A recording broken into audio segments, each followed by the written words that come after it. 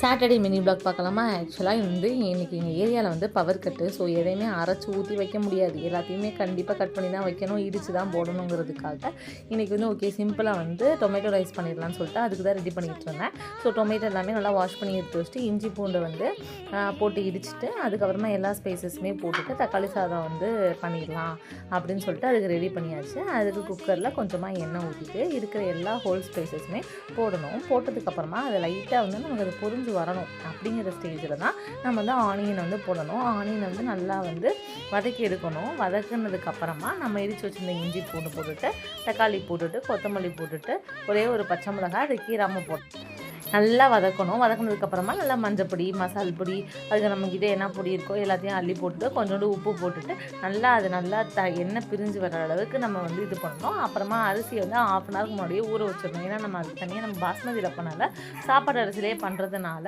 அதை நம்ம நல்லா ஒரு 1/2 அன் ஹவர் இல்லைனா 3/4 மணி நேரத்துக்கு முன்னாடியே ஊற வச்சுட்டு அதுக்கப்புறமா அதை நல்லா வாஷ் பண்ணி போட்டுட்டு கொஞ்சமாக லெமனை போட்டு இறக்குனா சூப்பராக தக்காளி சாதம் ரெடி ஆகிடும். அதுக்கப்புறமா ஹஸ்பண்ட் இன்றைக்கி வரப்போ கப்பக்கிழங்கு விட்டாங்கன்னு வாங்கிட்டு வந்தாங்க. ஸோ கப்பக்கிழங்குமே நல்லா தோல் சீவிட்டு குக்கரில் ஒரு 5 விசில் எடுத்து சூப்பராக ரெடி ஆயிடுச்சு. இன்றைக்கி டே இப்படி தான் ஸ்டார்ட் ஆச்சு.